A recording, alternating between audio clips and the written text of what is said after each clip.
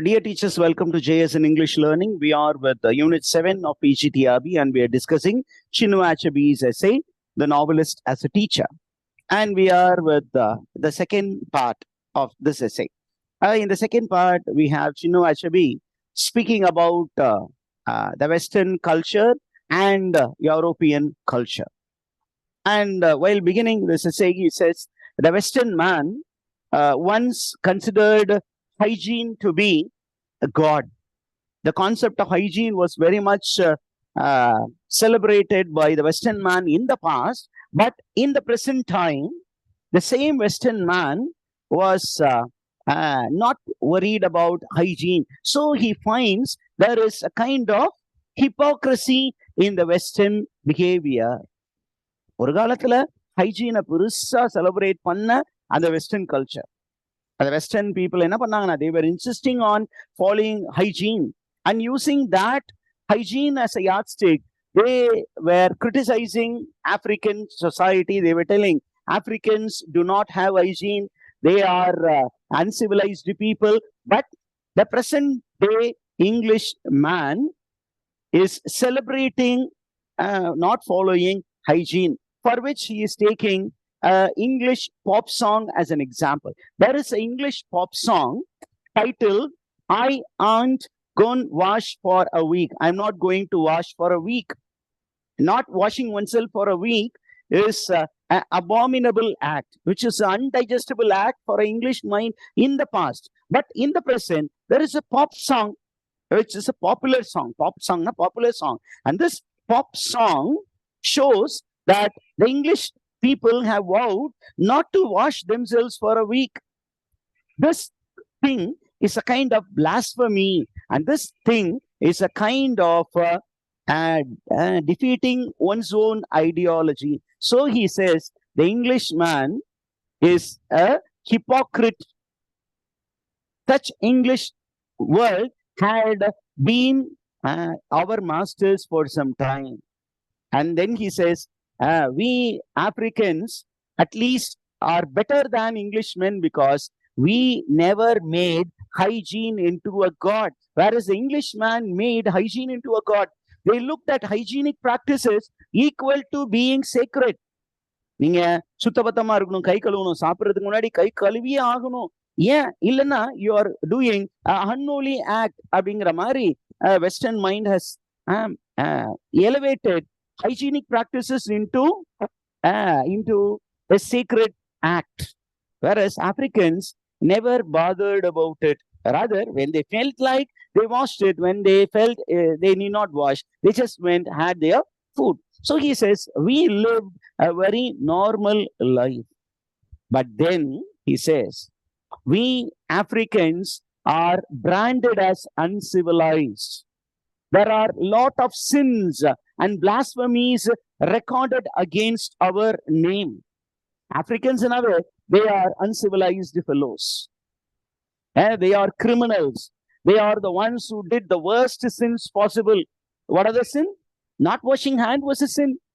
Not cladding themselves fully was a sin. And we need to address these problems very seriously. அப்படின்னு அச்சபீஸ் ரொம்ப சீரியஸா சொல்றாரு. சொல்லி முடிச்சு சொல்றாரு, African people have been blamed for no serious actions of theirs. நம்ம எதுவுமே தப்பே பண்ணாத போதும் we are branded as uncivilized, we are branded as undeveloped, we are branded as primitive. We need to address it in our writings. So it is the role of a writer to address all these accusations against African people. இத நம்ம address பண்ணியே ஆகணும் அப்படின்னு சொல்றாரு. அதை சொல்லி முடிச்சுட்டு என்ன சொல்றாரு அப்படின்னா, I am going to give you two examples to show how the African psyche got disturbed because of colonialism. Okay, who is the criminal? Who made Africans feel inferior? Abdina, it is the colonialism, the colonial rulers and the colonizers' religion, Christianity. What did it do to the African people? It traumatized them. It disturbed the psyche of the Africans.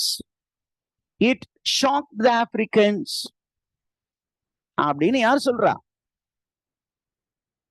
Chinua-Achebe in the essay சொல்றாரு.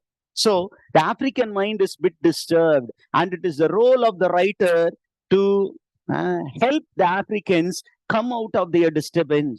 So your writing should be therapeutic. So an African writer should use literature as a weapon to empower Africans from their psychological problems. He should be like a therapist. He should give remedies to the African mental problems, attitudinal problems. அப்படின்னு ரொம்ப அழகா சொல்றாங்க.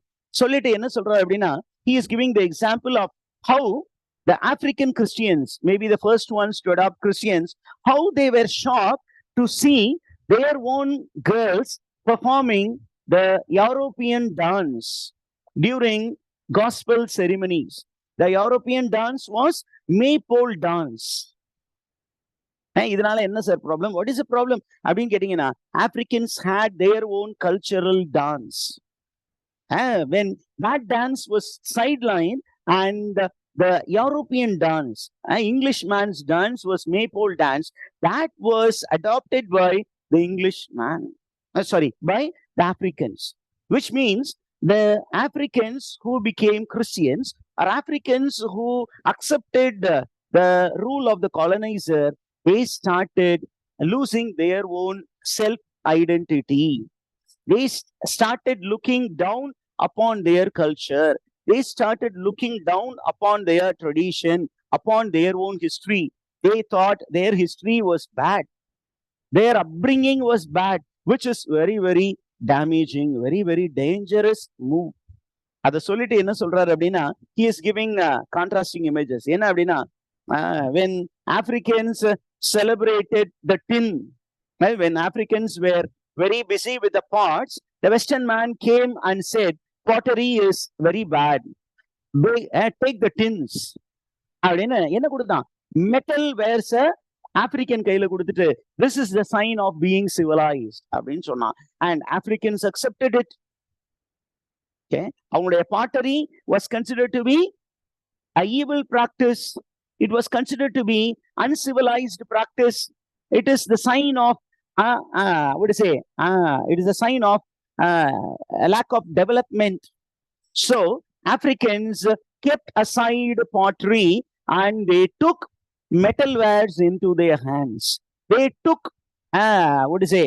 Steel containers or biscuit container to be their utensils, whereas their own local clay pots were considered to be signs of lack of development. Okay, and he says, even after all these years, we are not come out of this colonial shock. We are still with the same colonial mindset. We are still with the colonial shock, for which he gives a personal anecdote. What is a personal anecdote? He speaks about his wife and how his wife, who was a school teacher, how she had a conversation with the boy, and how the boy was suffering from the colonial shock. What is the problem of the school boy? The school boy was asked to write a descriptive essay about African landscape and African climate. அதை பத்தி எழுத சொல்லியிருக்காங்க. And while writing about the African climate, instead of using the local Nigerian phraseology to mean winter, the Nigerian phrase was harmattan. விண்டருக்கு அந்த local லாங்குவேஜ்ல இருக்கக்கூடிய word வந்து harmattan. He consciously avoided using harmattan and he used the English word winter, which means he felt that using winter will get him recognized, whereas if he uses harmattan, he may be criticized by his own friends. This is the modern day African problem and even the Indian problem. We feel that the Western language is more important than our own language. It is more advanced than our own. The Western lifestyle is more advanced than our own. So we have become less confident, or we have become less attached to our culture, our history, our tradition. This was the problem of the Africans. And he says, an African writer, what must he do? He should celebrate African landscape in his writing. He should celebrate African culture in his writing. He should celebrate African dance in his writing. He should celebrate African history in his writing. And by doing so, he should make the African people take pride in being an African. நான் ஒரு African அப்படிங்கிற ஒரு விஷயத்துல அவங்க கர்வம் அடையணும். அந்த அளவுக்கு அவங்களுடைய மைண்ட் செட்டை மாத்தணும். ஏன் அப்படின்னு கேட்டீங்கன்னா, at present African people are suffering from inferiority complex because they have made to look down upon themselves on their culture, their history, their civilization. அதனால நம்ம அந்த அளவுக்கு பெரிய ஆள்லாம் கிடையாது சார், அப்படி பெரிய ஆள்னு அவன் சொல்றதுக்கு காரணம் என்ன அப்படின்னா, யாரோ ஒருத்தன் அவனை அப்படி நம்ப வச்சிருக்கான். ஓகே, அவனை இப்படி நம்ப வச்சிருக்கான். அப்படி கான்பிடன்ஸ் இல்லாத ஆப்பிரிக்கன் பீப்புளுக்கு கான்பிடன்ஸ் கொடுக்க வேண்டிய ஒர்க் யாருடைய ஒர்க்? an African writer உடைய work. Okay, come to the next idea. He says it is a duty of an African writer to help his society to regain belief in itself. The African society has lost belief in itself. It has lost self-confidence. It has lost its identity. தன்னுடைய அடையாளத்தை இழந்து விட்டது, தன் மீது வைத்திருந்த நம்பிக்கை இழந்து விட்டது. அந்த நம்பிக்கையை மீட்டெடுக்க வேண்டிய பொறுப்பு யாருடைய ஒர்க்கு, யாருடைய வேலை அப்படின்னா, ஒரு ஆப்பிரிக்கன் ரைட்டருடைய வேலை. And an African writer, what must he do? He should help the people develop African personality, not European personality.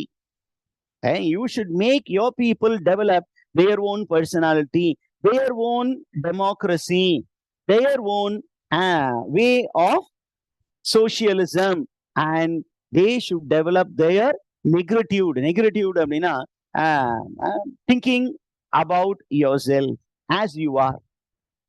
So you should think and you should celebrate your own thoughts, not the Western thought. So this is the work of a African writer. And the most important job of an African writer என்ன அப்படின்னா, he should first counter racism. Okay, based on the color of the skin, African writers are marginalized. They are segregated, and an African writer should fight racism.